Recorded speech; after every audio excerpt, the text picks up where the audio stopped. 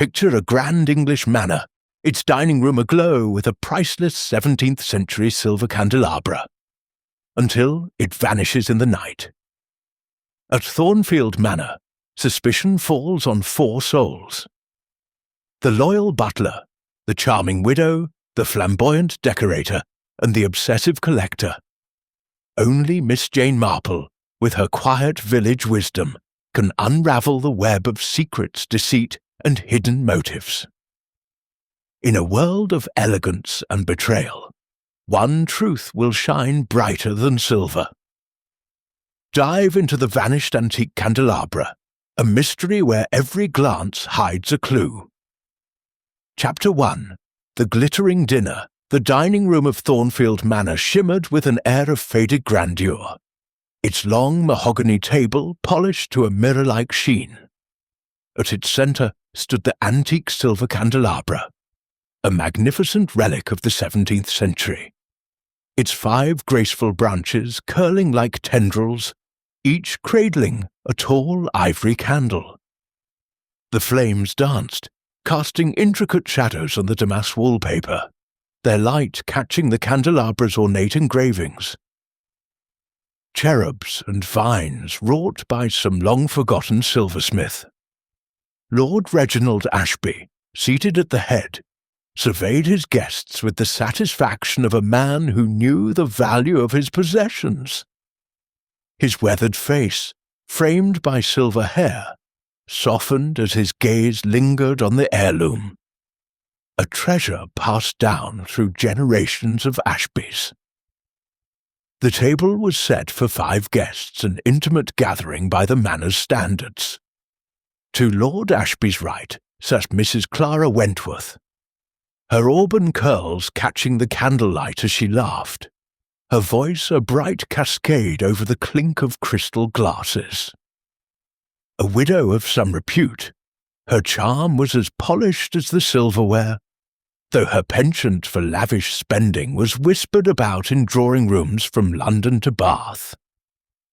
Opposite her was Mr. Felix Hawthorne, an interior decorator whose flamboyant cravat and animated gestures suggested a man more at home in a Mayfair salon than a rural manor. His sharp eyes darted about, appraising the room's decor with a professional scrutiny, pausing often on the candelabra. Dr. Evelyn Mortimer, a collector of antiquities, sat with a quiet intensity, her pale hands folded neatly in her lap. Her dark eyes, half hidden behind spectacles, studied the candelabra with a scholar's reverence, as if deciphering an ancient text. She spoke little, her responses clipped, yet her presence carried a weight that drew attention. At the far end, Miss Jane Marple, an unassuming figure in a modest lace-trimmed dress, sipped her wine and listened. A guest of Lord Ashby's niece, Margaret, she had been invited to Thornfield for a quiet weekend, though her keen eyes missed nothing. Her delicate fingers, resting near her napkin, betrayed a mind already at work, sifting through the evening's subtleties. The butler, Mr. Grayson, glided through the room, his movements as precise as a metronome. His gaunt frame and impeccable black suit made him nearly invisible, a shadow serving the needs of the table. He poured claret with a steady hand, his face a mask of professionalism, though Miss Marple noted a faint crease in his brow when Lord Ashby praised the candelabra's craftsmanship. The conversation flowed, Clara's tales of continental travels, Felix's discourse on Baroque aesthetics, Evelyn's brief mention of a rare candlestick she'd once bid for at auction. Lord Ashby, warming to his theme, recounted the candelabra's history, a gift from a French noble to an Ashby ancestor, its value both sentimental and immense. Yet beneath the conviviality, Miss Marple sensed a discord, faint as a missed note in a symphony. Clara's laughter held a nervous edge when money was mentioned. Felix's compliments to the candelabra seemed overly fervent. Evelyn's silence felt like a coiled spring. Even Grayson's efficiency seemed to mask a private unease. As the dessert plates were cleared, syllabub, rich and creamy, Miss Marple's thoughts wandered to her village of St. Mary Mead, where such gatherings often hid secrets beneath their polish. She smiled faintly, her eyes lingering on the candelabra, its silver glowing like a beacon in the candlelight. By morning, she would learn it had vanished, but for now she simply observed, her mind as sharp as the shadows cast by the flickering flames. Chapter 2. The Empty Table. The dawn broke over Thornfield Manor with a pale, misty light, the kind that seemed to hush the world into a tentative stillness. The great house, with its ivy-clad walls and mullioned windows, stood as it had for centuries, a monument to the Ashby lineage. Yet, within its walls, the morning brought not serenity, but uproar. Lord Reginald Ashby's voice, usually measured and commanding, thundered through the oak-panelled corridors, rousing the household from its slumber. "Gone! It's gone!" he bellowed, his words echoing down the grand staircase to where Miss Jane Marple sat in the morning-room, her knitting needles paused mid-stitch. Miss Marple, an early riser by habit, had been enjoying a quiet cup of tea, her eyes tracing the delicate pattern of the room's chintz curtains. The commotion drew her to the dining-room, where she found Lord Ashby standing before the long mahogany table, his face flushed with indignation. The table, still set with the remnants of last night's dinner, folded napkins and a single forgotten wine-glass, looked oddly bereft. The antique silver candelabra, which had dominated the scene with its intricate beauty, was nowhere to be seen. Its absence left the room diminished, as if the very soul of the manor had been plucked away. The household gathered swiftly, summoned by Lord Ashby's outrage. Margaret, his niece, hovered near her uncle, her gentle face creased with worry. Mrs. Clara Wentworth arrived in a silk dressing-gown, her auburn curls slightly dishevelled, but her composure intact, her eyes wide with theatrical dismay. Mr. Felix Hawthorne, the decorator, entered with a "ide-de" flourish, his silk scarf trailing as he surveyed the scene with a dramatist's flair. Dr. Evelyn Mortimer, the collector, stood apart, her expression unreadable behind her spectacles, though her fingers twitched as if longing for the notebook Miss Marple had noticed her clutching the previous evening. Mr. Grayson, the butler, stood rigidly by the door, his pale face betraying no emotion, though his hands, clasped behind his back, were tightly knotted. "The candelabra," Lord Ashby declared, his voice trembling with a mix of fury and disbelief, "has been stolen. A priceless heirloom, gone from under our noses." He gestured to the table, where the absence of the candelabra left a void as stark as a missing tooth. The police, he announced, had been summoned, and no one was to leave the manor until they arrived. His eyes swept the room, lingering on each guest with a suspicion that bordered on accusation. Miss Marple, standing quietly by a sideboard, observed the reactions. Clara's quick intake of breath, Felix's raised eyebrow, Evelyn's slight stiffening, Grayson's impassive stare. Each, she thought, was a thread in a tapestry yet to be woven. The dining-room, so elegant the night before, now felt like a stage after the curtain's fall, its props disturbed. Miss Marple stepped forward, her sensible shoes soft on the Persian rug, and examined the table. The surface was pristine, its polish undisturbed save for a faint ring where the candelabra's heavy base had rested. She noted the lack of scratches or scuffs, suggesting the thief had lifted it with care, not haste. The windows, tall and leaded, were intact, their latches secure. The oak doors, which Grayson had locked the previous night, showed no signs of tampering. The candelabra, nearly 3 feet tall and heavy with silver, could not have been slipped into a pocket or hidden under a coat. Its disappearance was as baffling as it was bold. Miss Marple's mind, honed by years of observing the quiet dramas of St. Mary Mead, began to turn. She recalled a theft at the vicarage, where a silver teapot had vanished only to be found in a gardener's shed, hidden by a maid with a grudge. But this was no petty theft. The candelabra's value was both monetary and sentimental, a fact Lord Ashby reiterated as he paced the room. "It's not just the silver," he said, his voice breaking. "It's my family's history, our legacy." Margaret placed a comforting hand on his arm, but her eyes darted to the guests as if seeking a culprit among them. The local constable, a ruddy-faced man named Sergeant Trotter, arrived within the hour, his notebook at the ready. He was a methodical sort, but Miss Marple sensed he was out of his depth with a crime of this magnitude. He questioned Grayson first, as the butler had been the last to leave the dining room. Grayson's account was precise. After dinner, he had cleared the table, leaving only the candelabra and a few items for the morning, staff. At 11 o'clock, he had locked the dining room doors, both the main entrance and the smaller service door leading to the pantry.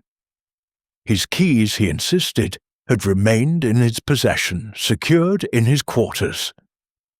Sergeant Trotter nodded, scribbling notes, but Miss Marple noticed Grayson's left hand, briefly visible as he gestured, bore a faint smudge of silver polish. A detail too small for the sergeant, but significant to her. Clara Wentworth, when questioned, offered a performance of distress, her hands fluttering like startled birds. "I was in my room by 10, exhausted from all that delightful talk," she said, her smile faltering under Trotter's gaze. She claimed no knowledge of the candelabra's fate, though she admitted to admiring it during dinner. "Who wouldn't? It was divine." Miss Marple, seated on a velvet chair, her knitting resting in her lap, noted Clara's choice of words. Divine, not valuable. Was it genuine admiration, or a deflection? Clara's room, just down the hall from the dining room, placed her conveniently near the scene, and her nimble fingers, so adept at bridge, might have managed a lockpick with equal skill. Felix Hawthorne's interview was a study in theatricality. He swept into the conversation with a sigh, lamenting the loss of such an exquisite piece.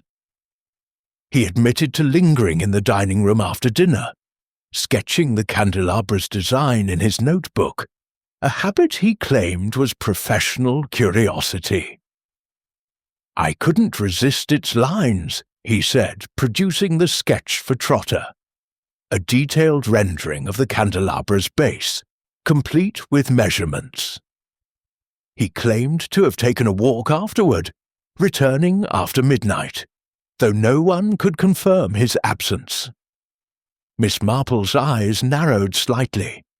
Felix's knowledge of the manor, gained during his work on the library, gave him an advantage, and his flair for drama might mask at a calculated mind. Dr. Evelyn Mortimer was the last to be questioned, her responses as spare as her appearance.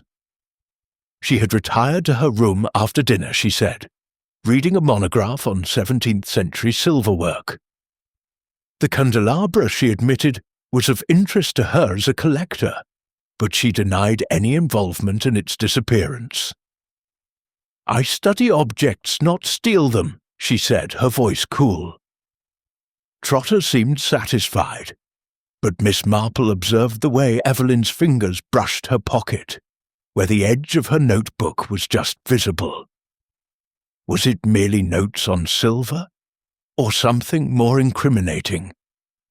Miss Marple recalled a St. Mary Mead antiquarian who'd once hidden a stolen cameo in a book's binding, and wondered if Evelyn's scholarly demeanour concealed a similar cunning. With the initial interviews complete, Sergeant Trotter declared the dining room off limits, pending a thorough search.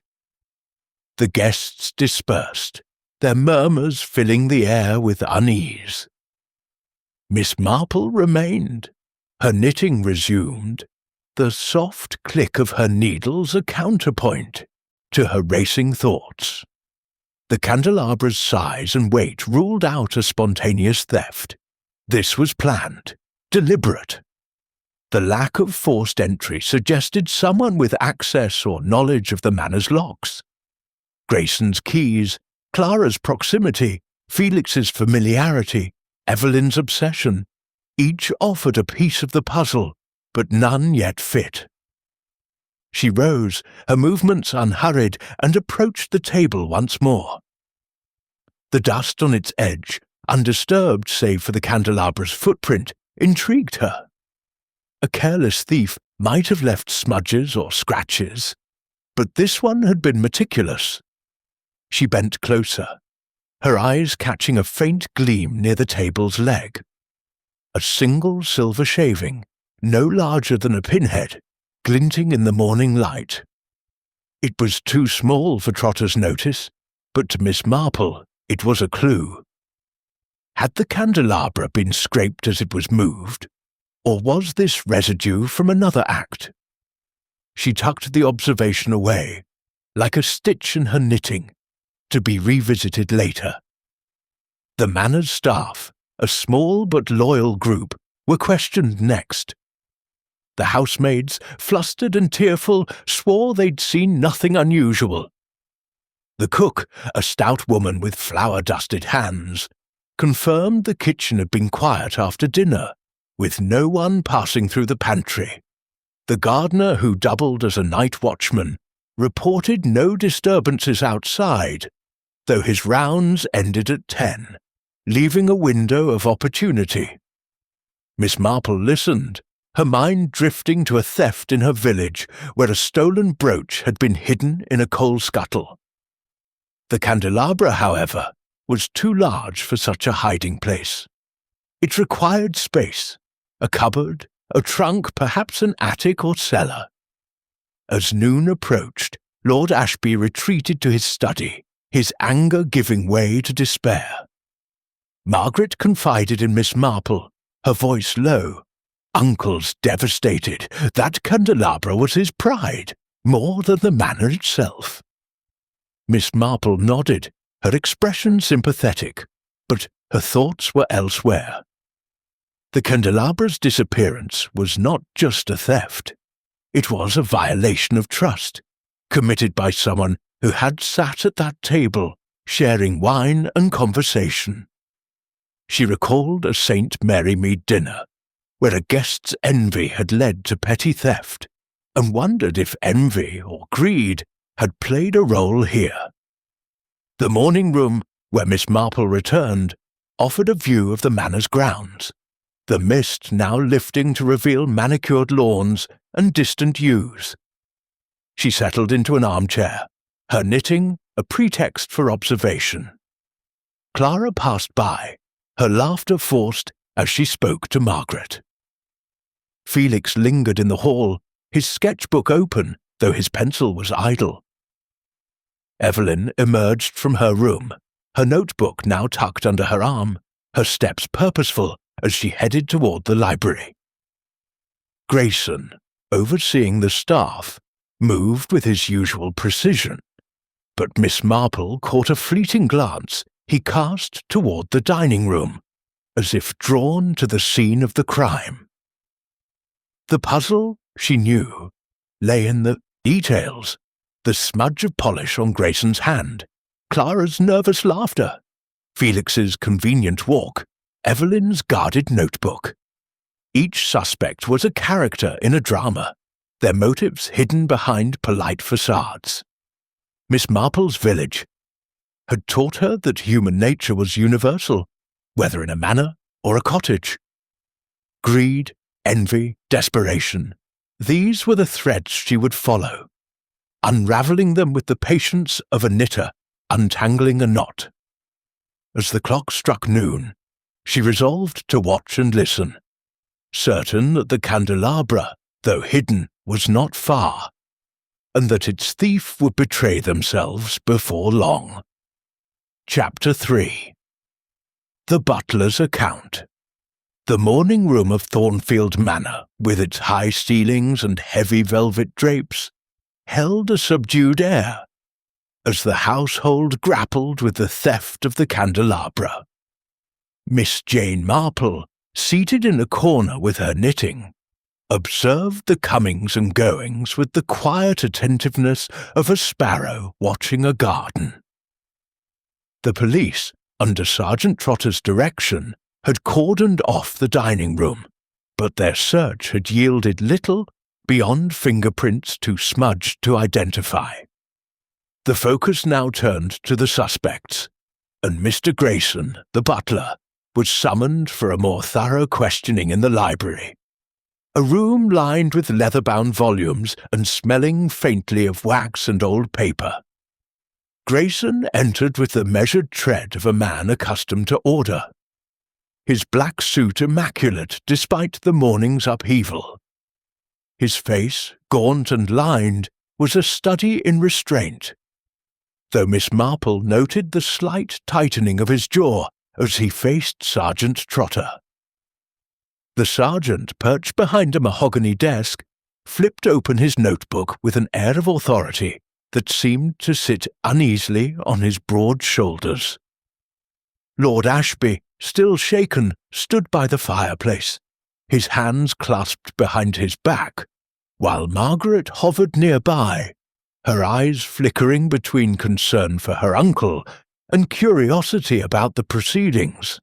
Miss Marple, invited to observe as a courtesy to her status as a guest, took a seat near the window, her knitting needles clicking softly, a rhythm that seemed to steady the room's tension.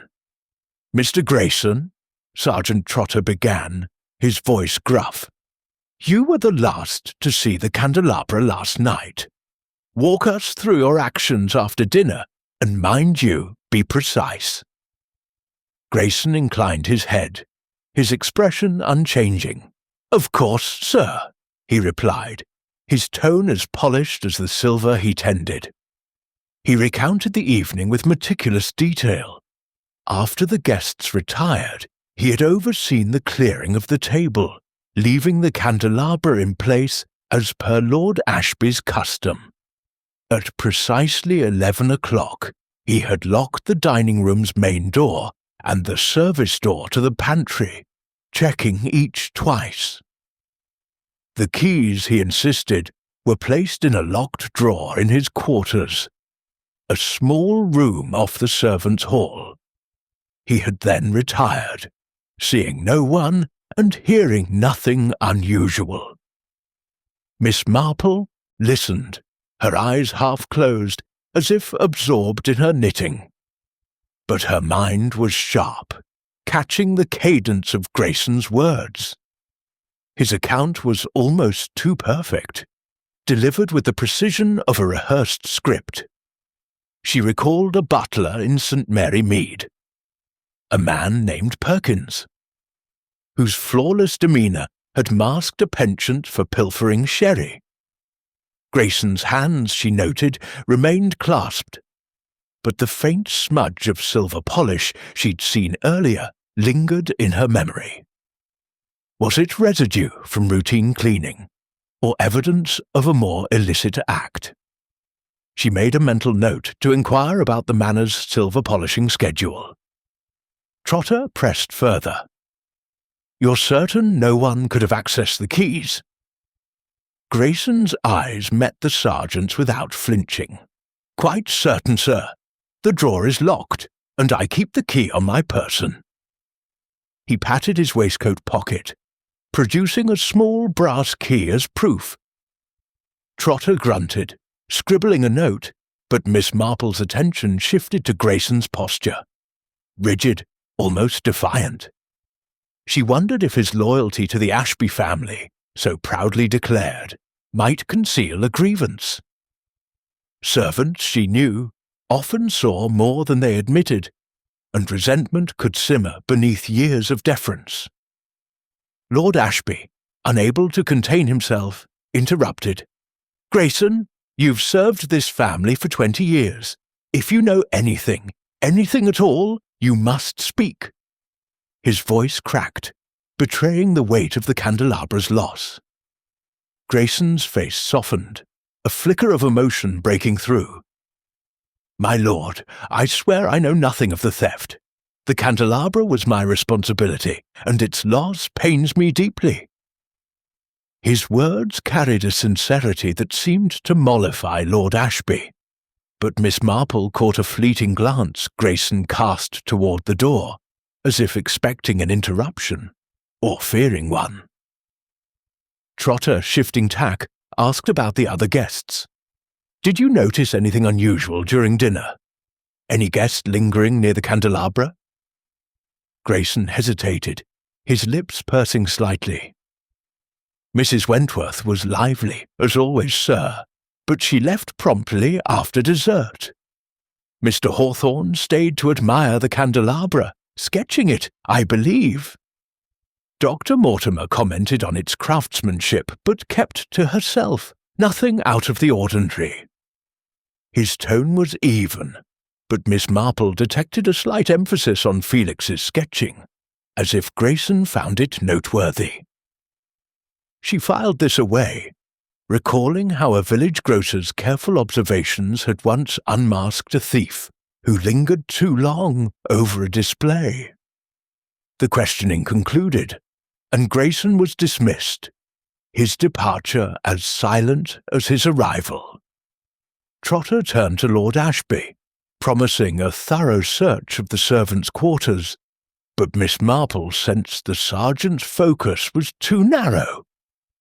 As the room emptied, she remained, her knitting a pretext for lingering.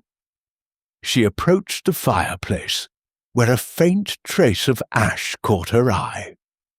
Not from the fire, which was unlit, but from a cigarette, its tip marked with a faint red smudge. Grayson, she recalled, did not smoke, but someone had stood here, perhaps watching the butler's interview. She tucked this clue alongside the silver polish, her mind weaving connections. Outside, the manor's grounds were bathed in soft light, the mist having burned away. Miss Marple stepped onto the terrace, her shawl drawn close against the autumn chill. Grayson was visible in the distance, directing a maid to fetch tea, his movements as precise as ever. Yet Miss Marple's thoughts returned to his tremor, that brief betrayal of nerves. Was it fear of blame, as she'd first supposed, or something deeper, a secret held close beneath his impeccable facade? In St. Mary Mead, she had known a postman whose steady hand hid a gambling debt, and Grayson's calm, she suspected, might conceal a similar burden. She returned to the morning room, where Margaret was arranging flowers, her hands trembling slightly. "Aunt Jane," she said, using the affectionate term she'd adopted, "do you think Grayson could have—" She trailed off, unwilling to voice the accusation. Miss Marple smiled gently. "My dear, people are rarely what they seem, but Grayson's loyalty seems genuine. Still, one must consider all possibilities." Her words were kind, but her mind was already turning to the other suspects. Grayson's account, while detailed, left gaps. moments unaccounted for, glances unexplained. The Candelabra's theft required not just opportunity, but motive, and Miss Marple resolved to watch the butler closely, certain that his role in this drama was not yet fully revealed. As the afternoon drew on, the manor buzzed with quiet tension, the guests confined until the police completed their search. Miss Marple settled into an armchair, her knitting resuming its steady rhythm. The candelabra, she knew, was more than a stolen object. It was a key to unlocking the secrets of those who had dined beneath its light. Grayson's story was the first thread, but others, Clara's charm, Felix's flair, Evelyn's reserve, waited to be unravelled. With the patience of one who had solved many a village mystery, Miss Marple waited, her eyes sharp behind her gentle smile, ready to catch the next slip in the tapestry of Thornfield Manor. Chapter 4. The Guest's Charm. The afternoon sun filtered through the tall windows of Thornfield Manor's drawing-room, casting long shadows across the polished floorboards. The air was heavy with the scent of beeswax and the faint tang of wood smoke from a fire, kindled to ward off the autumn chill. Miss Jane Marple sat near the hearth, her knitting a soft counterpoint to the murmur of conversation among the guests, who had gathered under the watchful eye of Sergeant Trotter. The theft of the candelabra had cast a pall over the manor, and the enforced confinement only heightened the unease. Yet Mrs. Clara Wentworth, the vivacious widow, seemed determined to defy the gloom, her laughter ringing out as she recounted a tale of a misadventure in Monte Carlo. Clara, resplendent in a sapphire dress that clung to her elegant frame, held court on a brocade sofa, her auburn curls catching the firelight. Her audience included Margaret, who listened with polite amusement, and Mr. Felix Hawthorne, who nodded absently, his thoughts elsewhere. Dr. Evelyn Mortimer sat apart, her nose buried in a book, though Miss Marple noted her eyes flicked upward whenever Clara's voice rose. The butler, Mr. Grayson, moved silently through the room, offering tea with his usual precision, but his presence seemed to sharpen Clara's performance, as if she sought to distract from the morning's scrutiny. Sergeant Trotter, having concluded his interview with Grayson, now turned his attention to Clara. He entered the drawing-room with a purposeful stride, his notebook tucked under his arm, and requested her presence in the library for questioning. Clara rose with a theatrical sigh, smoothing her dress. "Oh, dear Sergeant, must we spoil such a pleasant afternoon with all of this bother?" she said, her smile dazzling but brittle. Trotter, unmoved, gestured toward the door, and Clara swept out, her heels clicking on the parquet. Miss Marple, invited once more to observe, followed quietly, her knitting bag tucked under her arm, her eyes missing nothing. The library, with its towering shelves and leather armchairs, felt like a sanctuary of order amidst the manor's chaos. Clara settled into a chair, crossing her legs with a grace that suggested she was accustomed to being watched. Trotter, standing rather than sitting, opened his notebook. "Mrs. Wentworth," he began, "you were at the dinner last night, seated near the candelabra. Tell me about your evening, and don't leave anything out." His tone was firm, but Clara's response was light, almost flippant. "Oh, it was a perfectly charming evening, Sergeant. Lord Ashby's claret was divine, and the candelabra, well, it was the star of the show, wasn't it? I retired early, around 10, quite exhausted from all the talk." Miss Marple, seated by a window overlooking the rose garden, watched Clara closely. The widow's hands, adorned with a single sapphire ring, gestured airily, but there was a slight tremor in her fingers when she mentioned retiring. Her room, Miss Marple recalled, was on the first floor, a short walk from the dining room's main door. The proximity was convenient, perhaps too convenient.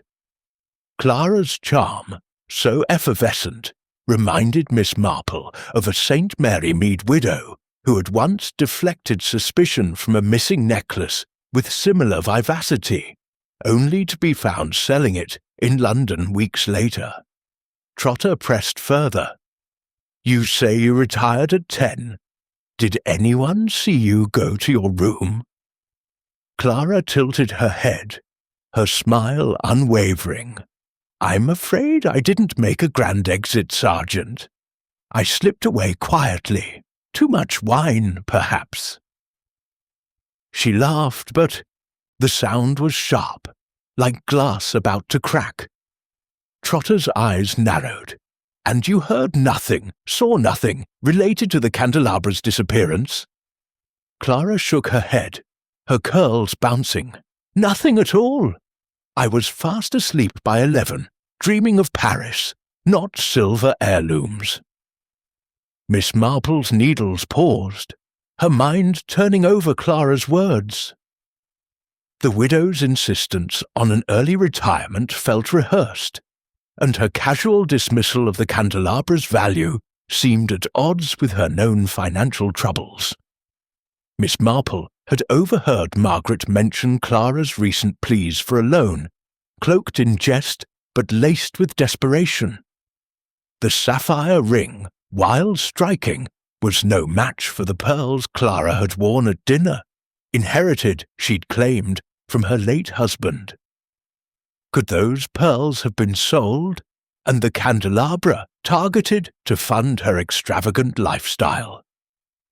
Miss Marple recalled a village shopkeeper who'd pawned stolen goods to cover debts, her charm a mask for calculation. Trotter, sensing a gap in Clara's story, asked about her movements after dinner. "You were near the dining room. Did you pass by it later? Perhaps on your way upstairs?" Clara's smile faltered for a fraction of a second, but she recovered swiftly. "I went straight to my room, Sergeant. The dining room was locked, wasn't it? Mr. Grayson is so terribly thorough." Her mention of Grayson was pointed, almost accusing, and Miss Marple noted the butler's name dropped like a pebble into a pond, rippling suspicion elsewhere. The questioning turned to Clara's finances, a subject Trotter approached with blunt caution. "Mrs. Wentworth, it's no secret you've had difficulties. Might the candelabra's value have been tempting?" Clara's laughter was sharp now, almost indignant. "Sergeant, you wound me. I may enjoy the finer things, but I'm no thief. My husband's estate, though diminished, keeps me quite comfortable." Her eyes flicked to Miss Marple, as if seeking an ally, but Miss Marple's expression remained serene, her knitting resuming its steady rhythm. She knew better than to trust protestations of wealth. In St. Mary Mead, a village's boasts of solvency often preceded a bankruptcy notice.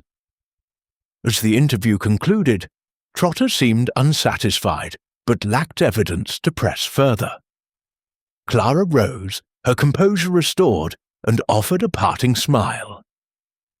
"I do hope you find that dreadful thief, Sergeant. Such a shame to spoil Lord Ashby's hospitality."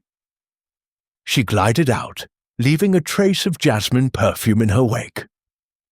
Trotter scribbled a final note, muttering about checking alibis, but Miss Marple's thoughts were elsewhere. Clara's performance, while polished, had cracks. Her nervous glance toward the door, her quick deflection to Grayson, her vague timeline. These were threads to be pulled, and Miss Marple was adept at unravelling such knots. She lingered in the library, pretending to adjust her shawl, and noticed small detail, a hairpin half hidden under the rug near Clara's chair, its curve glinting in the sunlight. It was a simple thing, but Miss Marple knew hairpins could be tools as well as adornments. In her village, a housemaid had once used a similar pin to pick a lock, and Clara's nimble fingers, so adept at cards, might have similar talents.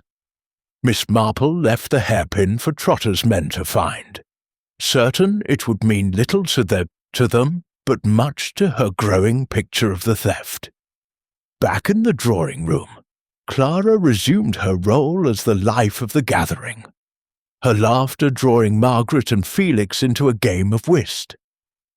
But Miss Marple, settling into her corner, observed the widow's quick glances toward the hall, as if expecting news or dreading it. Clara's charm was a shield, but shields could hide as much as they protected.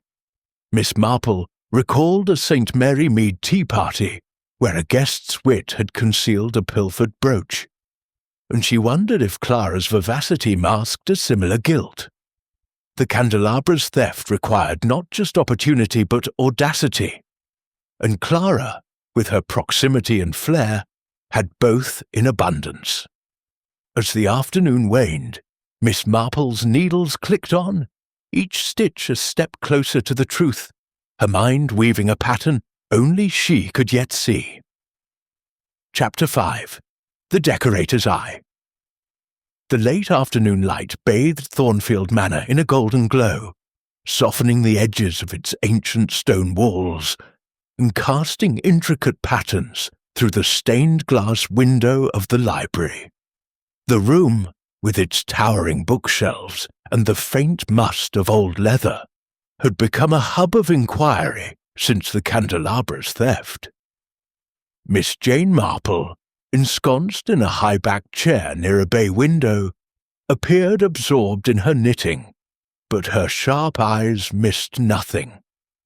The click of her needles blended with the low hum of tension that pervaded the manor, as the guests, confined by Sergeant Trotter's orders, moved restlessly through the day. Mr. Felix Hawthorne, the interior decorator, was next to face questioning, and his arrival in the library promised a performance as vivid as his scarlet cravat. Felix entered with a flourish, his tailored coat swinging as he adjusted his cuffs with a practiced gesture. His dark hair, swept back with pomade, gleamed under the chandelier's light, and his expressive hands seemed to sketch the air as he spoke. Sergeant Trotter, seated at the desk with his ever-present notebook, regarded Felix with a mix of skepticism and curiosity.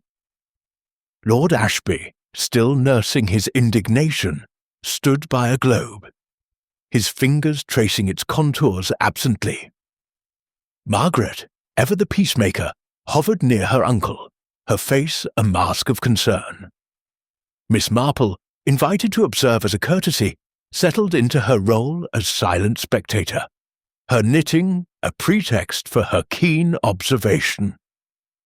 "Mr. Hawthorne," Trotter began, his voice gruff but measured, "you were at the dinner last night, and I understand you took a particular interest in the Candelabra. Tell me about your evening, and don't spare the details." Felix's lips curved into a wry smile, as if the sergeant's tone amused him. "My dear sergeant," he said, his voice rich with a theatrical lilt, "it was an evening of exquisite taste. Lord Ashby's table, the claret, and that candelabra, a masterpiece of craftsmanship. I couldn't help but admire it." He produced a small leather-bound notebook from his pocket, flipping it open to reveal a detailed pencil sketch of the candelabra's base, its cherubs and vines rendered with an artist's precision. "I sketched it after dinner, you see, purely professional interest." Trotter's eyes narrowed as he examined the sketch. You stayed behind to draw this alone." Felix nodded, his smile unwavering. "Quite alone. The others had retired, and I lingered, captivated by its design. Baroque, you know, with a hint of French influence. I couldn't resist capturing it." He leaned back in his chair, crossing one leg over the other, his ease almost defiant. Miss Marple's needles paused briefly, her mind turning over Felix's words.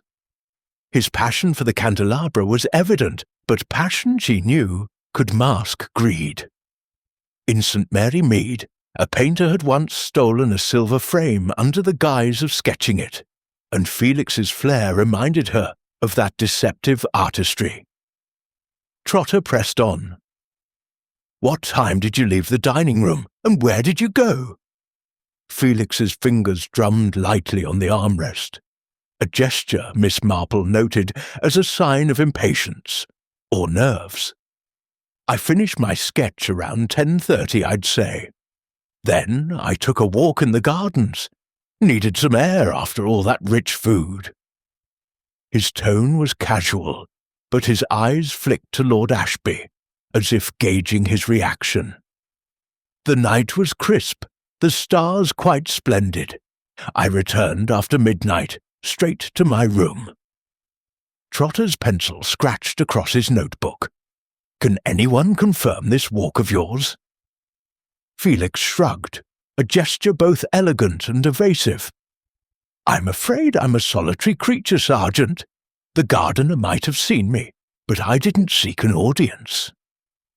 Miss Marple's thoughts drifted to Felix's role at the manor.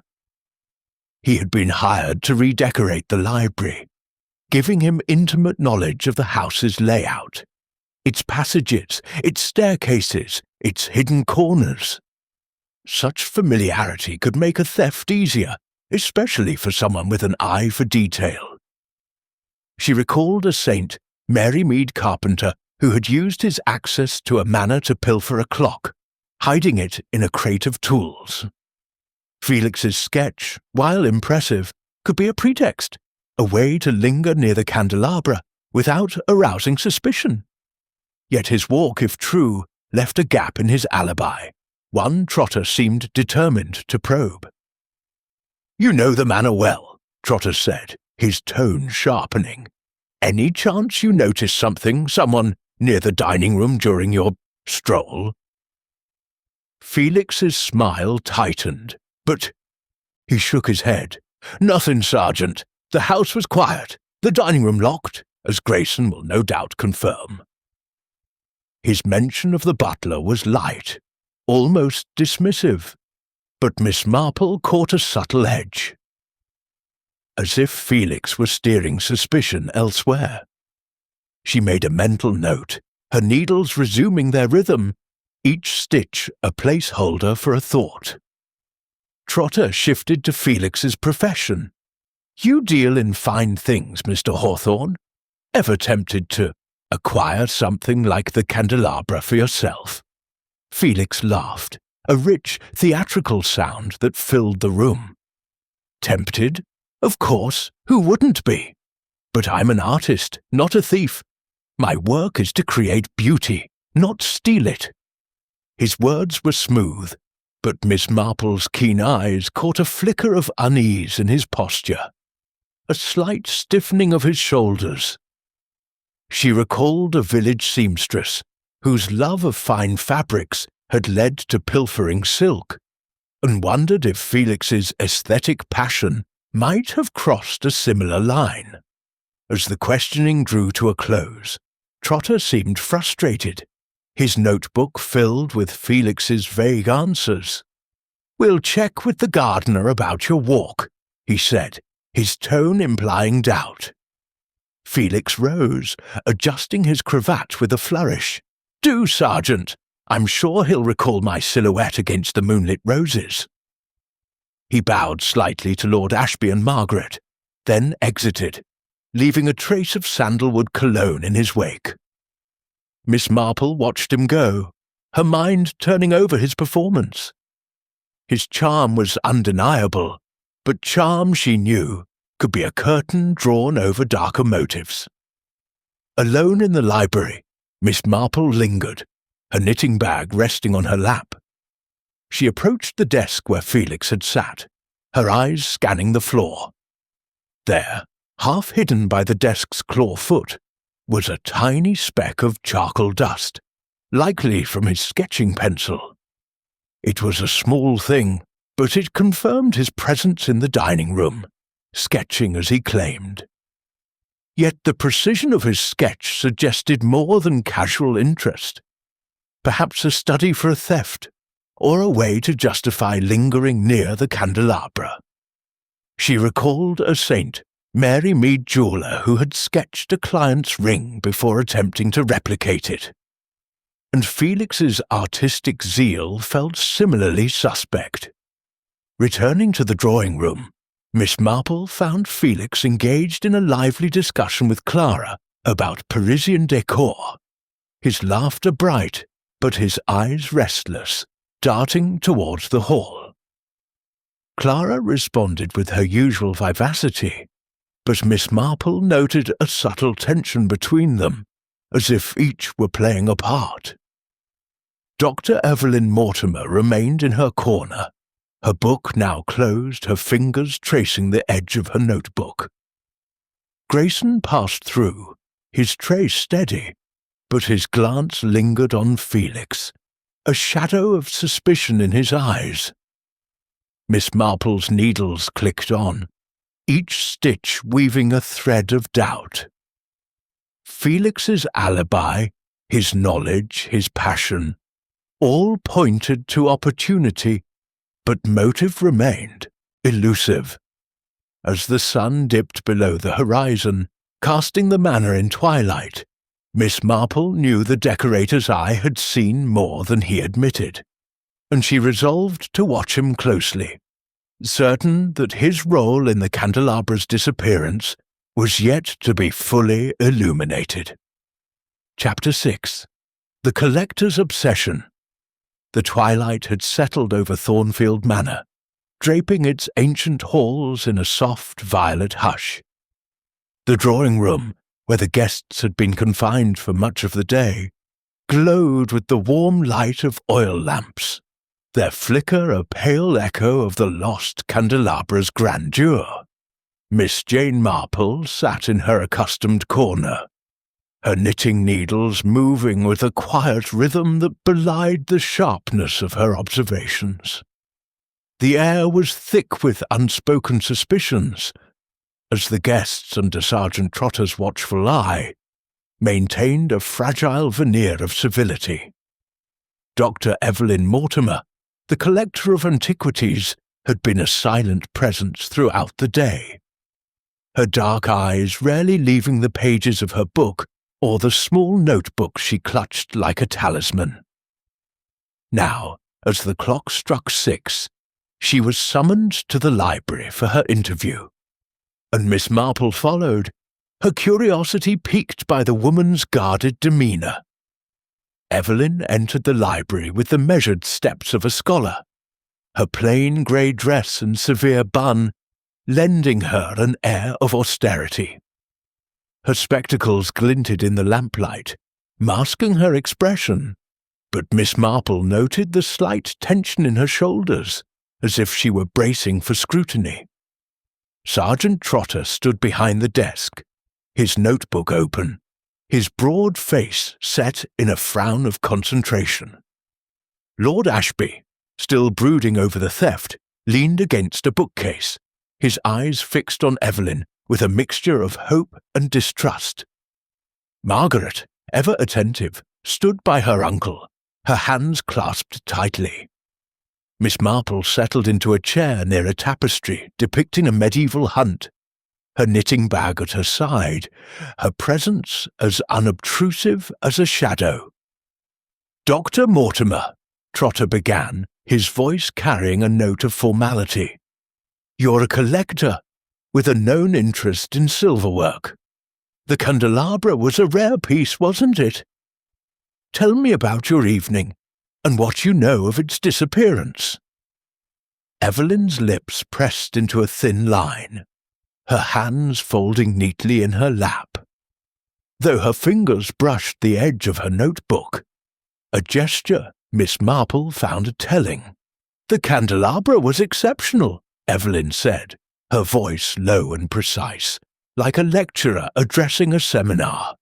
"French, late 17th century, likely crafted for a noble house. I admired it during dinner, as anyone with an eye for history would. But as for its disappearance, I know nothing. I retired to my room after the meal, around 10:30, and spent the evening reading." Trotter's pencil hovered over his notebook. "Reading what exactly?" Evelyn's eyes flicked to him, a hint of irritation breaking her composure. "A monograph on silver hallmarks of the Baroque period.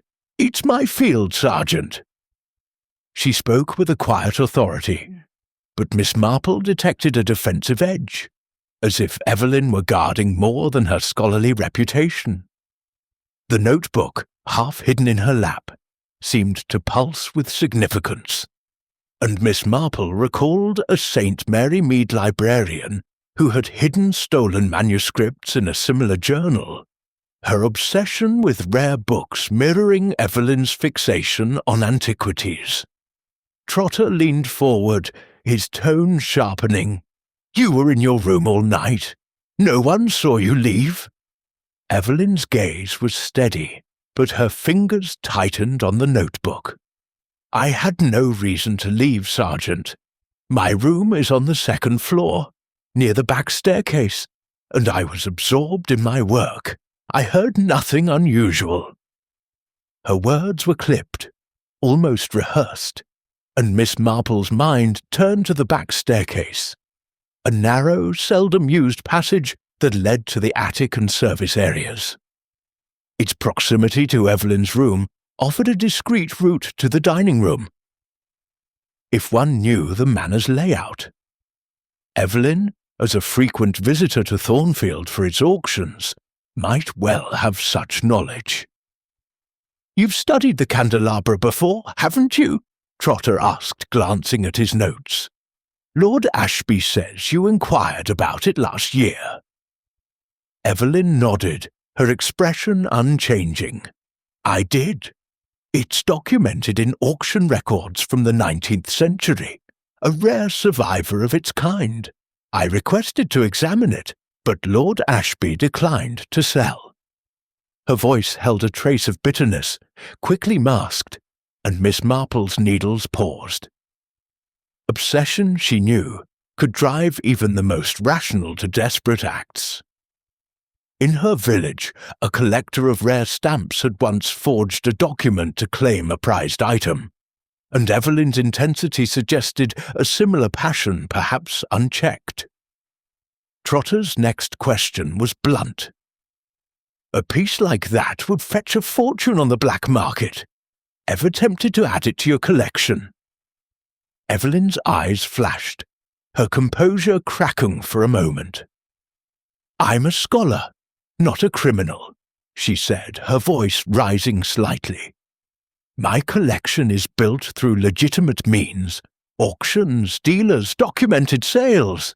I have no need to steal." Her indignation seemed genuine, but Miss Marple noted the way her hand clutched the notebook, as if it held secrets she feared to reveal. The sergeant, unimpressed, pressed further. "Your room's near that staircase. Easy enough to slip downstairs, wouldn't it be?" Evelyn's lips parted, then closed, her silence more telling than words. Miss Marple's thoughts drifted to the candelabra's size and weight. It required not just access, but a plan to move and hide it. Evelyn's scholarly demeanour might conceal a calculating mind, and her notebook, always at hand, could contain more than research notes. Perhaps a map of the manor, or a buyer's contact. Miss Marple recalled a St. Mary Mead antiquarian who had smuggled a rare vase in a crate, labelled as books, and wondered if Evelyn's expertise extended to such subterfuge. The back staircase, she mused, warranted closer inspection, as did the notebook's contents. As the interview drew to a close, Trotter seemed frustrated, his questions yielding little beyond Evelyn's insistence on innocence. "We'll search your room, Doctor. Mortimer," he said, his tone implying he expected to find something. Evelyn rose, her movements stiff. "Search as you like, Sergeant. You'll find nothing but books and papers." She adjusted her spectacles and left, her notebook tucked under her arm, her departure as quiet as her presence. Miss Marple watched her go, her mind turning over the collector's words. Evelyn's passion for the candelabra was clear, but was it scholarly interest or a covetous desire that had led to theft? Alone in the library, Miss Marple lingered, her knitting bag a pretext for staying behind. She approached the chair where Evelyn had sat, her eyes scanning for details. On the floor, caught in a fold of the rug, was a tiny fragment of paper, no larger than a postage stamp, bearing a faint ink mark, a curve that matched the candelabra's vine motif. It was too small for Trotter's notice, but to Miss Marple it was a thread in the tapestry. Had Evelyn dropped it from her notebook, or was it planted to mislead? She left it for the police to find, certain it would mean more to her than to them. Back in the drawing room, Evelyn resumed her solitary perch, her book open but unread, her fingers tracing the notebook's spine. Clara's laughter rang out. Felix sketched idly, and Grayson moved with his usual precision. But Miss Marple's attention remained on Evelyn. The collector's reserve was a fortress, but fortresses had weak points, and Miss Marple knew how to find them. She recalled a village spinster who had hidden stolen jewels in a hollowed-out book, and wondered if Evelyn's notebook held similar secrets.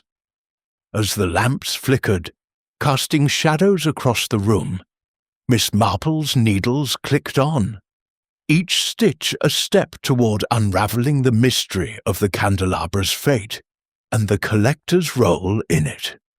Chapter 7. The Threads Unravel. The evening descended upon Thornfield Manor with a quiet that felt more oppressive than serene, the kind of stillness that precedes a storm. The drawing room, where the guests had spent much of the day, was now dim, the oil lamps casting pools of light that failed to dispel the growing unease. Miss Jane Marple sat by a window overlooking the darkened gardens, her knitting needles moving with their familiar rhythm. A soft click that seemed to anchor the room's restless atmosphere. The candelabra's theft had frayed the manor's polite facade, and the suspects, though outwardly composed, betrayed their nerves in subtle ways. Clara's forced gaiety, Felix's restless sketching, Evelyn's guarded silence, Grayson's overly precise movements. Sergeant Trotter's investigation had yielded no breakthroughs, and the household awaited his next move, with a mixture of dread and impatience. Miss Marple, however, found the waiting productive.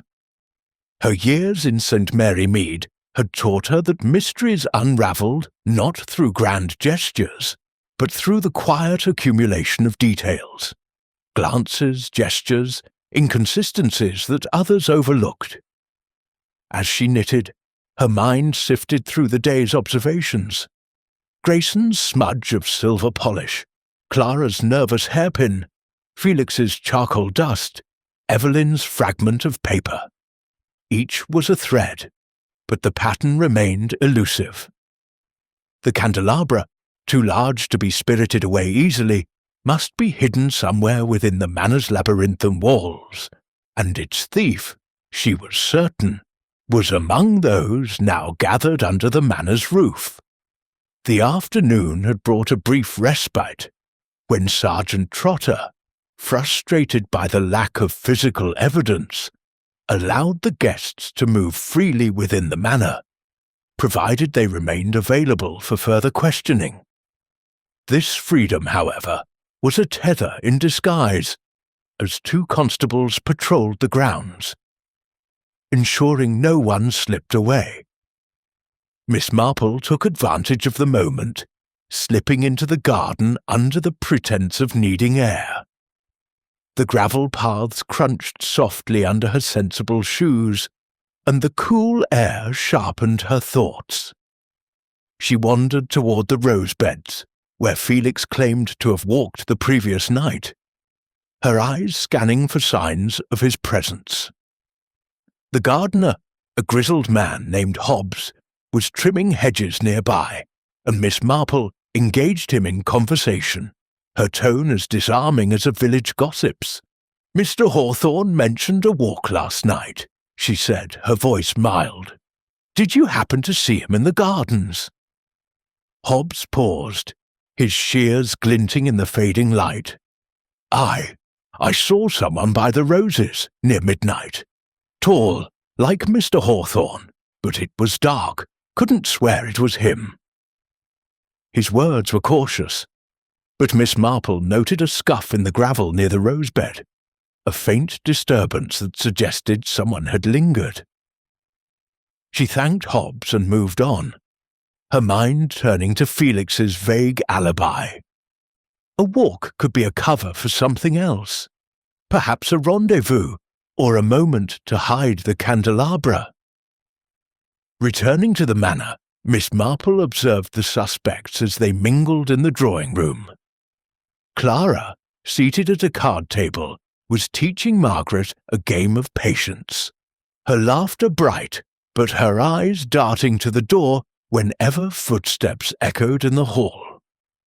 Felix stood by a bookcase, flipping through a volume on Renaissance art, though his attention seemed elsewhere, his pencil tapping against his sketchbook. Evelyn, in her corner, scribbled in her notebook, her pen moving with a feverish intensity that belied her outward calm. Grayson, serving sherry, moved with his usual efficiency, but Miss Marple caught a fleeting grimace when he passed Evelyn, as if her presence unsettled him. The candelabra's size, Miss Marple mused, required a hiding place both secure and accessible.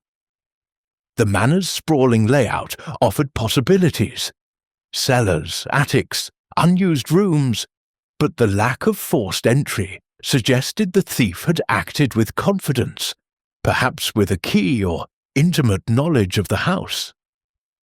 She recalled a theft in St. Mary Mead, where a stolen clock had been hidden in a disused chimney, and wondered if Thornfield held similar secrets. The attic, accessible via the back staircase near Evelyn's room, seemed promising, as did the cellar which Grayson frequented for wine. But the candelabra's weight demanded a plan, perhaps a temporary hiding place before a more permanent removal. As dinner approached, Miss Marple excused herself, citing a need to rest, and made her way to the hall. The manor's corridors, lined with portraits of stern-faced Ashbys, felt like a gallery of silent witnesses. She paused near the dining room, still sealed by Trotter's orders, and examined the service door to the pantry. Its lock was simple, easily picked by someone with skill, like Clara's nimble fingers or Felix's dexterous hands. But Evelyn's proximity to the back staircase and Grayson's keys offered other possibilities. Miss Marple's thoughts turned to a village theft where a maid had used a laundry chute to move stolen goods, and she wondered if Thornfield's architecture held a similar secret. A faint sound, a creak from the upper floor, drew her attention. She moved silently toward the back staircase, her steps muffled by the thick carpet. The staircase, narrow and dimly lit, wound upward to the attic and servants' quarters. Miss Marple climbed carefully, her hand on the banister, and reached the attic door. It was unlocked, a detail that piqued her interest. Inside, the attic was a cavern of shadows, filled with crates, old furniture, and cobwebbed trunks. She lit a small torch from her bag, its beam cutting through the dust. Among the clutter, she spotted a crate marked with Felix's decorating firm's logo, its lid slightly ajar. Her heart quickened, but a search revealed only rolls of fabric. Yet the crate's placement near the staircase suggested it could serve as a hiding place. Nearby, she found a scrap of paper, its edge torn, bearing a faint ink mark, a partial sketch of a cherub, like those on the candelabra. The handwriting matched Evelyn's, seen in her notebook, but the paper's presence in the attic raised questions. Was it dropped accidentally, or placed to mislead? Miss Marple tucked the scrap into her sleeve, her mind racing. The attic's proximity to Evelyn's room made it a plausible hiding spot, but Felix's crate complicated the picture. She recalled a saint, Mary Mead Gardner, who had hidden stolen silver in a shed blaming a neighbour, and wondered if a similar deception was at play. Descending to the drawing room, Miss Marple resumed her knitting, her eyes scanning the suspects. Clara's card game had grown tense, her laughter now strained. Felix, closing his book, glanced at Evelyn, who met his gaze briefly before returning to her notebook. Grayson, clearing the sherry glasses, moved with a stiffness that suggested fatigue or guilt. Miss Marple's thoughts wove together. The candelabra's theft required not just opportunity but intent, and each suspect had a motive. Grayson's loyalty tested by years of service, Clara's debts, Felix's aesthetic greed, Evelyn's obsession. The attic, the sketch, the crate. These were threads. And Miss Marple knew that pulling them gently would unravel the truth. As the dinner gong sounded, she rose, her needle still, her mind alight with the next step in the manor's unfolding drama. Chapter 8. The Hidden Corner. The night had draped Thornfield Manor in a velvet darkness, broken only by the occasional flicker of lamplight from its many windows. The tension within the house had thickened, like a fog that clung to the soul, as the mystery of the missing candelabra deepened. Miss Jane Marple, ever the unobtrusive observer, had excused herself from the drawing-room after a subdued dinner, claiming a need for rest. In truth, her mind was far from repose, buzzing with the threads of suspicion she had gathered. Grayson's guarded precision, Clara's brittle charm, Felix's theatrical alibi, and Evelyn's secretive intensity. The attic, with its tantalizing clues, the crate marked with Felix's logo, and the scrap of paper bearing Evelyn's handwriting, beckoned her like a half-read book, its secrets waiting to be uncovered. Under the pretext of fetching a shawl from her room, Miss Marple slipped away from the watchful eyes of Sergeant Trotter's constables, who patrolled the lower floors with heavy-footed diligence. The manor's corridors, lined with sombre portraits and faded tapestries, seemed to whisper secrets, as she moved silently toward the back staircase. Her sensible shoes made no sound on the thick carpet, and her small torch, tucked in her knitting bag, was her only companion. The staircase, narrow and shadowed, wound upward like a hidden vein in the manor's heart, leading to the attic, a place few ventured, and thus, she reasoned, a likely refuge for a stolen treasure. The attic door creaked softly as she eased it open, the sound swallowed by the stillness of the upper floors. The air within was heavy with dust and the faint scent of aged wood, a world apart from the polished elegance below. Her torch's beam cut through the gloom, revealing a labyrinth of crates, trunks, and forgotten furniture, their shapes looming like silent conspirators. Miss Marple moved with care, her steps deliberate, her eyes scanning for the crate she had seen earlier, marked with the logo of Felix Hawthorne's decorating firm. She found it near the staircase, its lid still ajar, as if inviting inspection. Kneeling beside it, she examined its contents once more. Rolls of fabric, heavy, with dust, but no candelabra. Yet her torch caught a faint gleam on one roll, a trace of silver polish, barely visible, clinging to the weave like a whispered confession. The discovery quickened her pulse, though her expression remained serene. The polish suggested the candelabra had been here, however briefly, its heavy silver frame perhaps wrapped in the fabric to muffle its movement. She recalled a Saint Mary Mead theft, where a stolen chalice had been hidden in a sack of flour, its sheen betraying it to a keen-eyed cook. But the candelabra's absence from the crate raised questions. Had it been moved, or was the crate a decoy, meant to mislead? Felix's connection to the crate was clear, but the Polish could implicate another. Grayson, perhaps, with his smudged hand, or even Evelyn, whose room was so near. Miss Marple's torch swept the attic, catching on a pile of old trunks stacked against a far wall. One, partially covered by a moth-eaten blanket, bore scratches on its lock, fresh enough to suggest recent tampering. She approached, her movements cautious, and lifted the blanket. The trunk was heavy, its wood scarred but sturdy, and its lock, though scratched, held firm. She lacked the tools to open it, but her fingers traced a faint residue on the handle. More silver polish, its scent unmistakable. The trunk, she suspected, had held the candelabra, or still did, its contents shielded from casual discovery. She made a mental note to alert Trotter, though she doubted his men would notice the polish's significance. Turning back, her torch caught a glint on the floor. A small brass button, its surface etched with a floral pattern. It was not unlike those on Grayson's uniform, though smaller, perhaps from a woman's coat.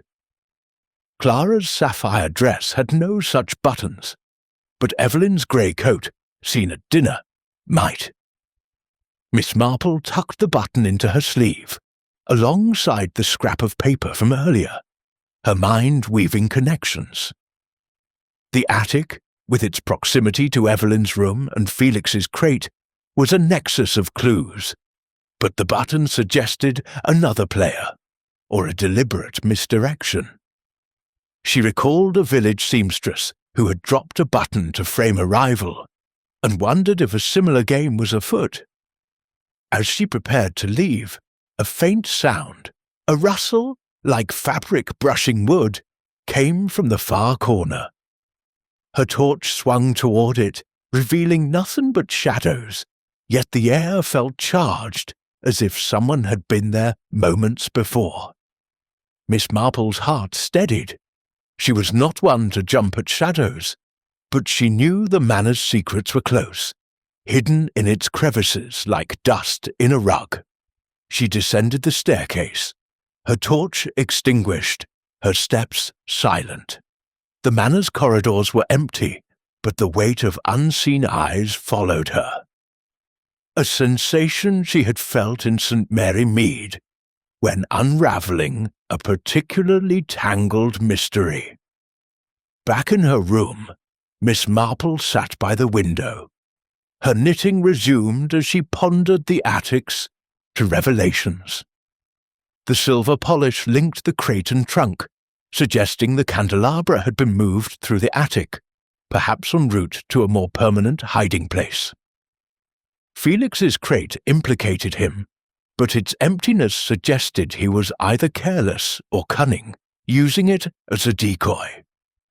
Evelyn's paper, with its cherub sketch, pointed to her obsession, but its placement in the attic could be a plant, meant to shift blame. The button, possibly Evelyn's, added a new layer. Had she been in the attic, or was someone framing her? Grayson's keys and Clara's proximity remained in play, each a thread in the tapestry Miss Marple was weaving. She recalled a saint, Mary Mead theft where a stolen locket had been hidden in a church loft, discovered only when a choir boy noticed a glint of gold. The candelabra, she reasoned, was still in the manor, its thief biding time until suspicion waned. The attic's clues were a starting point, but the manor's many rooms, its cellars, its guest wings, its locked cupboards, offered countless hiding places. Miss Marple resolved to watch the suspects closely at breakfast, certain that one would betray themselves through a glance or a slip. As the clock chimed midnight, she set her knitting aside, her mind alight with possibilities, each clue a stitch in the pattern that would reveal the candelabra's fate and the thief who had dared to disturb Thornfield's peace. Chapter 9. The Confrontation. The morning after Miss Marple's nocturnal exploration of the attic dawned with a crisp clarity, the sunlight streaming through Thornfield Manor's tall windows, as if to mock the shadows of deceit within. The dining room, still sealed by Sergeant Trotter's orders, stood as a silent witness to the crime, while the drawing room became the stage for a gathering that promised to unravel the mystery of the stolen candelabra. Miss Jane Marple, seated in her usual corner with her knitting, had spent the early hours piecing together the clues she had gathered. The silver polish in Felix's crate, the scratched trunk, the brass button, and the scrap of paper with Evelyn's handwriting. Each was a thread, and she sensed the tapestry was nearing completion. With Sergeant Trotter's permission, she had requested a meeting of the suspects, a quiet suggestion framed as a desire to clarify matters, though her true intent was to provoke a revelation. The drawing room, with its heavy velvet curtains and polished rosewood furniture, was arranged for the occasion. Chairs drawn into a loose circle under the watchful gaze of a gilt-framed portrait of an Ashby ancestor. Lord Ashby, his face etched with weary resolve, sat at the head, his niece Margaret beside him, her hands clasped in quiet support. Sergeant Trotter stood by the fireplace, his notebook tucked away, his broad frame radiating authority tempered by frustration.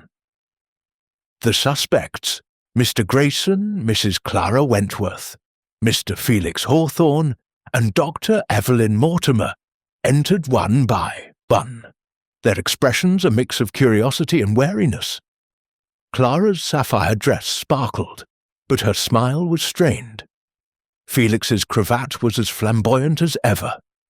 Though his eyes darted nervously, Evelyn clutched her notebook, her face a mask of composure. Grayson stood rigid, his butler's decorum unyielding. Miss Marple, her knitting needles clicking softly, observed them all, her gentle demeanour belying the sharpness of her purpose. "Sergeant Trotter has kindly allowed me to speak," Miss Marple began, her voice soft but clear, carrying the weight of a village spinster who had unravelled many a secret. "The candelabra's theft is a puzzle, but not an unsolvable one. In my experience, Human nature reveals itself in small things, glances, habits, mistakes. She paused, her eyes sweeping the room, noting Clara's quick intake of breath, Felix's tightened grip on his sketchbook, Evelyn's subtle shift in posture, Grayson's almost imperceptible flinch.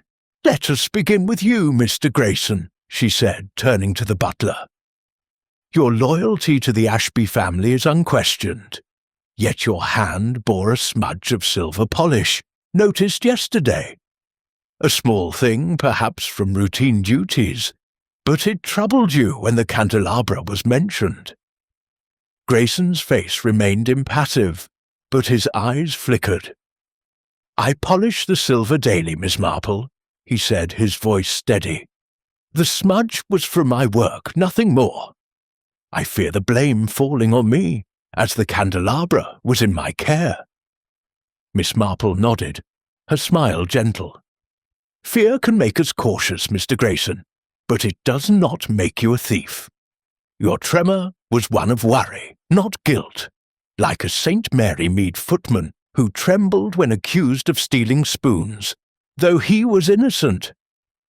Her words eased the butler's tension, but she noted his glance toward Evelyn, a shadow of unease that lingered. Turning to Clara, Miss Marple's tone remained mild. "Mrs. Wentworth, your charm lights up any room, but your finances are less bright. You spoke of inherited pearls, yet your need for funds is known. Your room's nearness to the dining room and a hairpin found in the library suggests an opportunity." Clara's laughter was sharp, her hand fluttering to her throat. "A hairpin! Oh, Miss Marple, how many women lose such things daily? As for money, I manage, and I'd hardly risk my reputation for a candelabra, however splendid." Her eyes darted to Felix as if seeking support, but Miss Marple saw through her deflection, recalling a village widow who had blamed a lost brooch on a careless maid. "Mr. Hawthorne," Miss Marple continued, her needles pausing, "your sketch of the candelabra was exquisite, and your work in the manor gave you knowledge of its secrets. A crate in the attic, marked with your firm's logo, bore traces of silver polish." Felix's smile was tight, his fingers tapping his sketchbook. "My crate? I store fabrics there for the library project. As for the sketch, it was admiration, nothing more. My walk in the garden, confirmed by the gardener, clears me." Miss Marple inclined her head. "Indeed, Mr. Hobbs saw a figure, and your alibi holds, much like a St. Mary Mead artist who sketched a statue to prove his innocence, though he was elsewhere when it vanished." Finally, she turned to Evelyn, whose grip on her notebook tightened, her spectacles glinting like a shield. "Dr. Mortimer, your passion for antiquities is profound, and your knowledge of the candelabra unmatched. A scrap of paper in the attic, bearing your handwriting and a cherub's sketch, places you near a possible hiding place. Your room's proximity to the back staircase offers a path."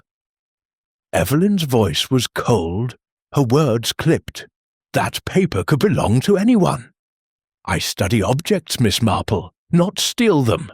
My notebook holds research, nothing more." But as she spoke, her hand pressed the notebook to her chest, and Miss Marple's eyes narrowed, recalling a St. Mary Mead collector who had hidden a stolen coin in a diary's pages. "Sergeant," Miss Marple said, turning to Trotter, "might we see Dr. Mortimer's notebook? It may clarify matters." Evelyn's face paled, her fingers trembling as she hesitated, then handed the notebook over under Trotter's stern gaze. He opened it, revealing pages of meticulous notes on silverwork, but tucked between them was a folded sheet. a detailed plan to smuggle the candelabra to a buyer in London, complete with a sketch of its hiding place in the attic trunk. The room fell silent, the weight of the discovery palpable. Evelyn's composure shattered, her voice low. I couldn't resist it. It belonged in a collection, not a dining room. Miss Marple's needles resumed their rhythm, her voice gentle but firm. Obsession, Doctor. Mortimer can blind us, as it did a St. Mary Mead spinster who stole a cameo for her collection. The candelabra's allure was too great, and you used your knowledge to act. Evelyn's shoulders slumped, her confession spilling forth. She had slipped down the back staircase after midnight, using a copied key from a previous visit, and hidden the candelabra in the attic trunk, planning to retrieve it later. Felix's crate, she admitted, was a convenient decoy, the scrap of paper a mistake she hadn't noticed. Lord Ashby's face reddened with betrayal, but Miss Marple's calm presence tempered the room's anger. The candelabra is likely still in the attic, she said, hidden in the scratched trunk. Trotter nodded, dispatching a constable to check, while Evelyn sat, her head bowed, her scholarly facade in ruins. Miss Marple's knitting continued, each stitch a testament to her quiet unravelling of the truth, her village wisdom proving sharper than any sergeant's notebook. Chapter 10. The Collector's Motive. The air in Thornfield Manor's drawing-room hung heavy with the aftermath of Dr. Evelyn Mortimer's confession, a stillness broken only by the faint crackle of the fire and the soft rustle of Miss Jane Marple's knitting. The revelation had stunned the gathered company, their faces a tableau of shock, relief, and lingering suspicion. Lord Ashby, his indignation now tempered by exhaustion, sat slumped in an armchair, his eyes fixed on Evelyn, whose scholarly composure had crumbled into a mask of defeat. Margaret, her niece, hovered nearby, her gentle features etched with sorrow for her uncle's distress.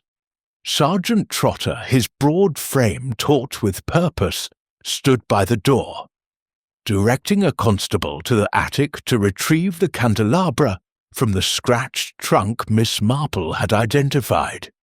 The other suspects, Mr. Grayson, Mrs. Clara Wentworth, and Mr. Felix Hawthorne, remained in their seats, their expressions a mix of vindication and unease, as if the truth had stirred ripples they could not yet fathom.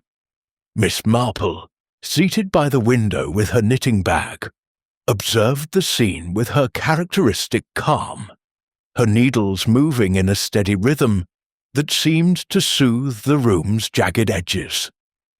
Her mind, however, was far from idle, piecing together the final threads of Evelyn's motive, which had driven her to such a reckless act. The collector's obsession, laid bare by the notebook's incriminating plan, was not merely a scholar's passion, but a consuming desire that had overridden her principles. Miss Marple had seen such fervour before in St. Mary Mead, a retired colonel who had pilfered a rare orchid from a neighbour's greenhouse, driven by a need to possess what he could not rightfully claim. Trotter, his notebook now open again, turned to Evelyn, his voice firm but not unkind. "Dr. Mortimer, you've admitted to the theft. Explain yourself. Why risk everything for a candelabra?"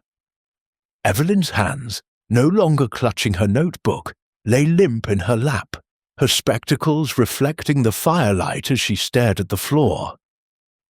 "It was singular," she began, her voice barely above a whisper, as if confessing to herself as much as to the room. "I've studied silverwork for decades, catalogued pieces across Europe, but the Ashby candelabra, it was unparalleled, crafted for a French duke, lost during the Revolution, then resurfacing in England. I traced its history for years, dreaming of adding it to my collection."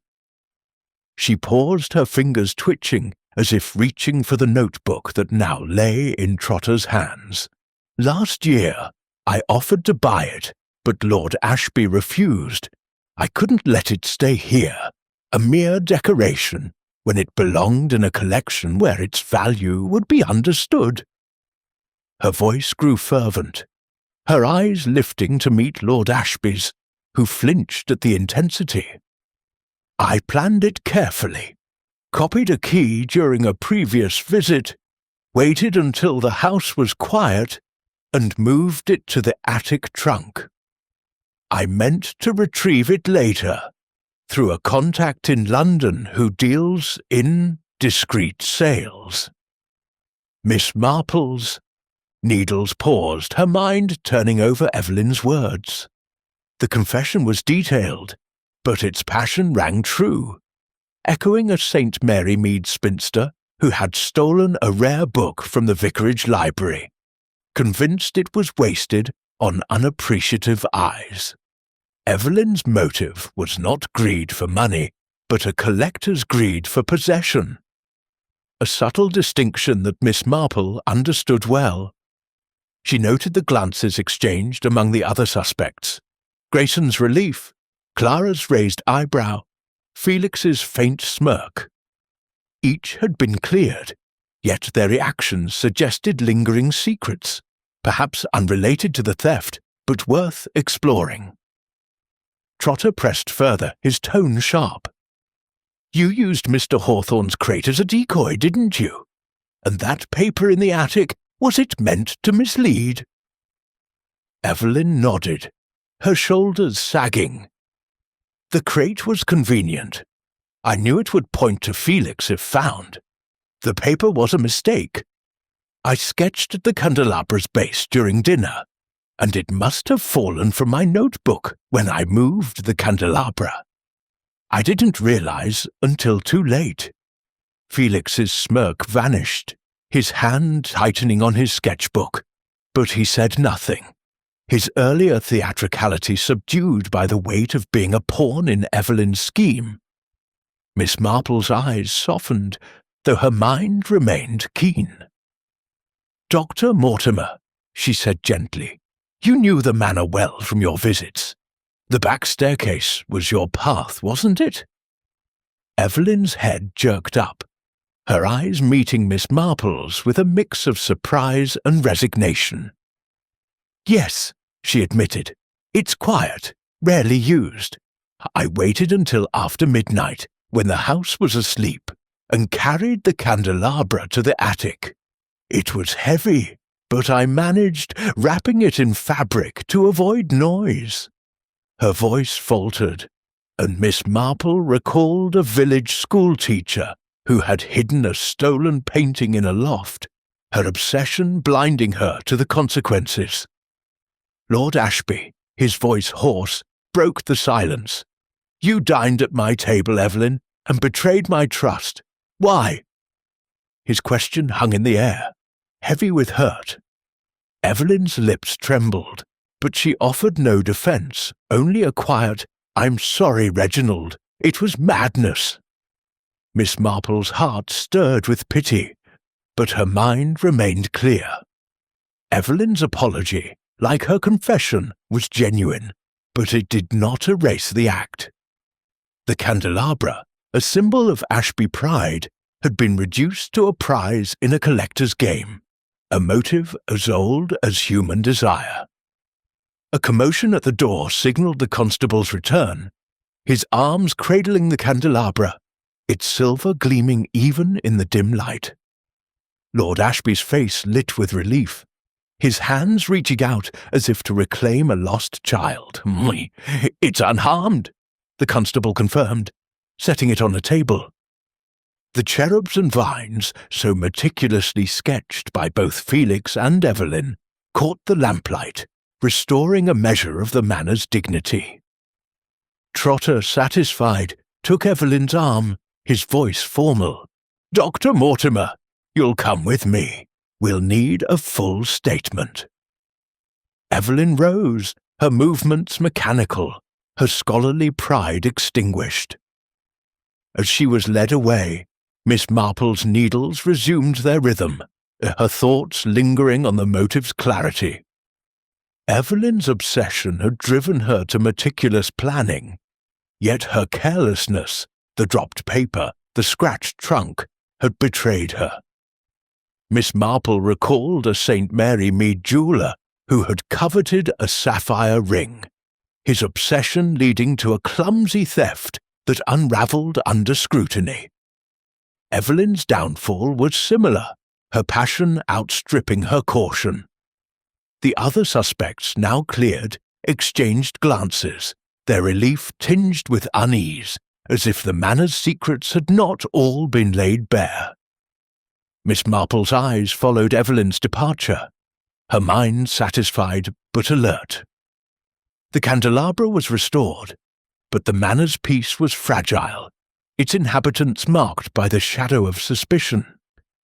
As the fire crackled, she knitted on, her thoughts already turning to the subtle tensions she had observed. Clara's nervous glances, Felix's quick recovery, Grayson's fleeting grimace. The candelabra's return closed one chapter, but Miss Marple knew human nature often held more secrets, waiting to be unravelled with the patience of a village spinster. Chapter 11. The Restoration.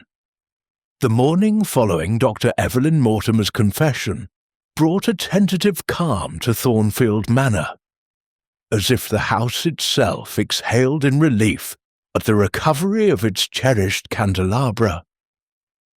The sun, filtering through the tall windows, bathed the dining room in a soft glow, where the silver heirloom now stood restored on the mahogany table, its cherubs and vines gleaming with renewed dignity. The room, so recently a scene of violation, seemed to reclaim its elegance, the candles unlit but poised, as if awaiting the next gathering to illuminate.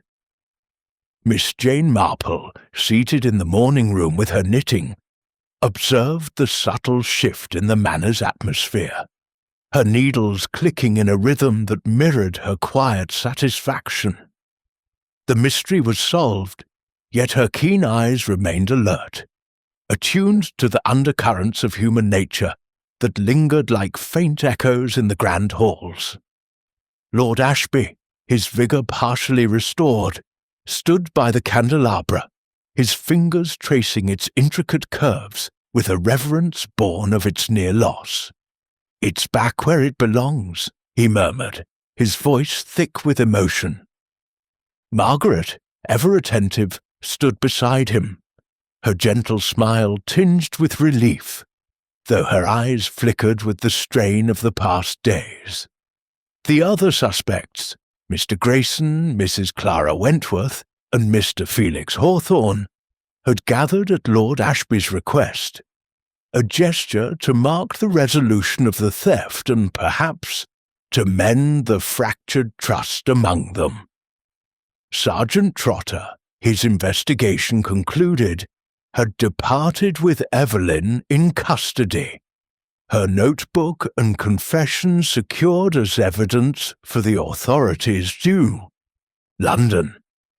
Grayson, his butler's composure fully intact, moved with quiet efficiency, preparing tea with the precision that had once made him a suspect. His gaunt face, so recently shadowed by worry, now held a quiet pride, as if the candelabra's return vindicated his years of service. Miss Marple noted his steady hands, free of the silver polish that had sparked her initial suspicion, and recalled a St. Mary Mead butler who, cleared of theft, had resumed his duties with a renewed sense of duty. Grayson's loyalty, she concluded, was genuine, his earlier tremor merely the fear of unjust blame, a fear she had seen in many an honest servant. Clara Wentworth, resplendent in an emerald gown that rivaled the morning's light, filled the room, with her characteristic laughter, though it now carried a warmth that softened its earlier brittleness. "What a dreadful affair," she said, sipping her tea, her sapphire ring catching the sun. "But it's over, and we can all breathe again." Her words were light, but Miss Marple caught a fleeting glance toward the dining room, as if the memory of suspicion still lingered. Clara's financial troubles, hinted at during the investigation, were real, but her inherited pearls and quick wit had deflected any true motive for theft. Miss Marple smiled, remembering a village widow whose charm had masked debts but not a crime, and saw in Clara a similar resilience. Felix Hawthorne, his flamboyant cravat a splash of colour against the room's muted tones, had resumed his sketching, this time capturing the manor's rose garden visible through the window. His earlier unease, sparked by the discovery of his crate in the attic, had dissipated, replaced by a buoyant energy. "A near miss, wasn't it?" he said to Margaret, his pencil dancing across the page. "But beauty triumphs, as always."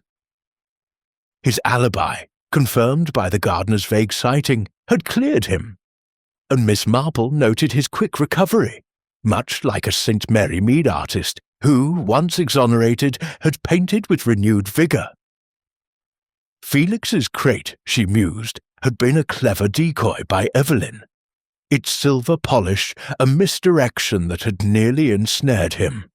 Miss Marple's thoughts turned to Evelyn, now en route to face justice. The collector's obsession, so meticulously planned, had unravelled through small oversights.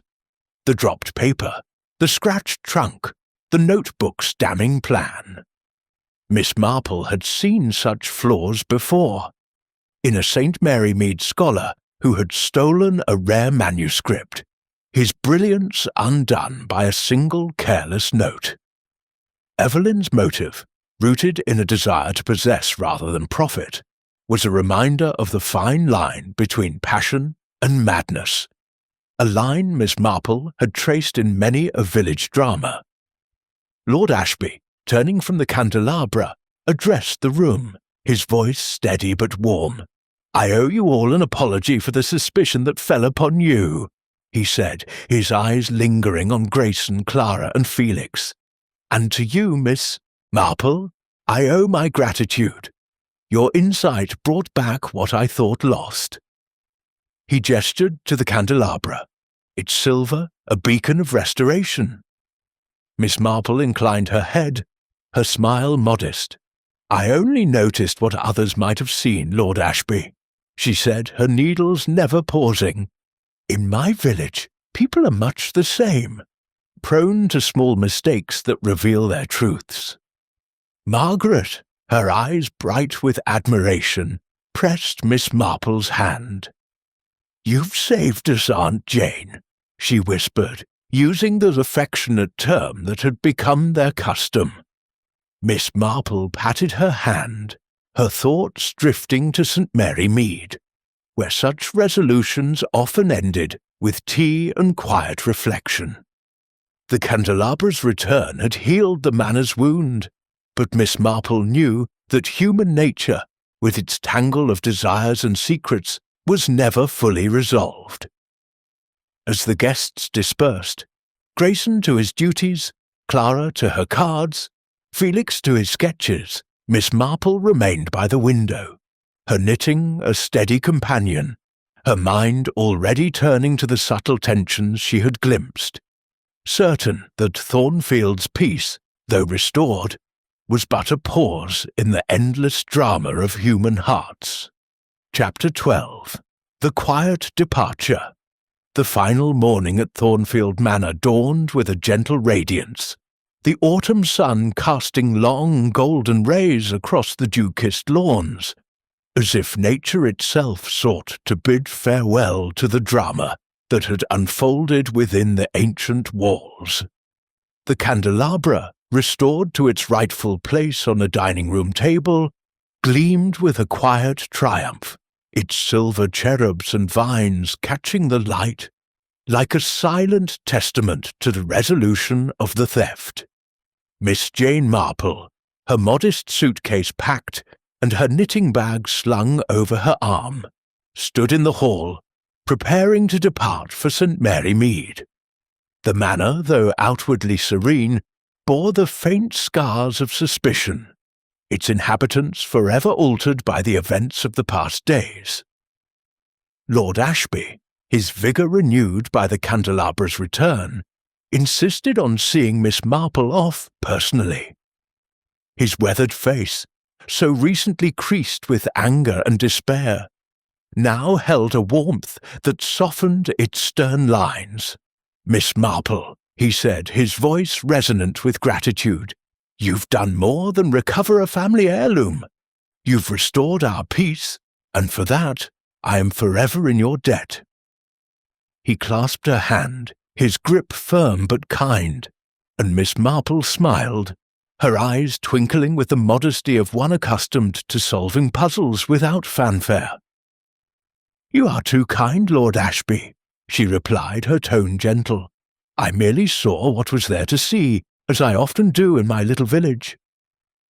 Margaret, standing beside her uncle, pressed a small bouquet of roses into Miss Marple's hands, her eyes bright with affection.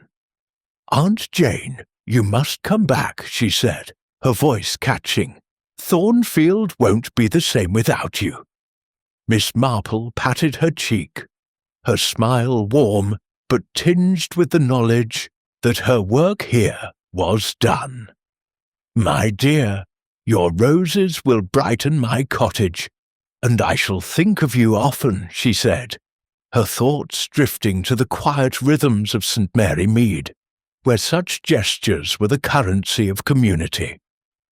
The other guests, now cleared of suspicion, gathered in the hall to bid her farewell, their interactions marked by a cautious return to civility.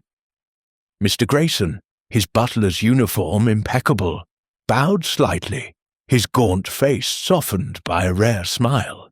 "Your insight was a lesson, Miss Marple," he said, his voice low but sincere. "I shall not forget it." Miss Marple nodded, recalling a St. Mary Mead servant whose loyalty, once questioned, had shone brighter for it. Grayson's tremor, she knew, had been born of fear, not guilt, and his service would continue unblemished. Mrs. Clara Wentworth, her emerald gown replaced by a more subdued lavender dress, offered a theatrical curtsy, her laughter bright but genuine. "You've saved us from a dreadful scandal, Miss Marple," she said, her sapphire ring glinting as she gestured. "I shall tell all of London about the clever spinster of Thornfield." Her words were playful, but Miss Marple caught the relief in her eyes, the shadow of her financial troubles still lingering, but no longer a threat. She recalled a village widow whose charm had weathered similar storms, and smiled, knowing Clara's resilience would carry her forward. Mr. Felix Hawthorne, his sketchbook tucked under his arm, offered a flamboyant bow, his cravat a splash of crimson against the hall's muted tones. "You've given me a tale to tell, Miss Marple," he said, his voice rich with admiration. "The Candelabra's return is a triumph of art and justice." His earlier unease, sparked by the attic crate, was gone, replaced by the buoyant energy of one exonerated. Miss Marple inclined her head, her thoughts drifting to a St. Mary Mead artist whose flair had masked no crime, only a love of beauty. Felix's crate, she knew, had been a mere pawn in Evelyn's scheme, and his sketches would now adorn the manor's walls without suspicion. As the carriage waited outside, its horses stamping in the crisp morning air, Miss Marple took a final glance at the dining room, where the candelabra stood sentinel, its candles ready for the evening's dinner. The manor's peace, though restored, was fragile, a delicate balance of trust and secrets that she understood all too well. She recalled a saint, Mary Mead theft, where a stolen locket's return had mended a family's bonds, yet left whispers of doubt. Thornfield, she sensed, would carry similar echoes, its inhabitants forever marked by the Candelabra's brief absence. The train to St. Mary Mead awaited, and as Miss Marple settled into her compartment, her knitting bag at her side, she opened it to retrieve her needles. A faint gleam caught her eye. A single silver thread, caught in the wool, likely brushed from the Candelabra's fabric, wrapping during her attic search. She smiled, tucking it away, a memento of Thornfield's mystery. The train's whistle sounded, and as the countryside rolled past, her mind wandered to the next puzzle, certain that human nature, with its endless tangle of motives and mistakes, would always provide one. Her needles clicked softly, each stitch a reminder that even in the quiet of a village or the grandeur of a manor, truth could be found in the smallest details, waiting for a patient eye to unravel them.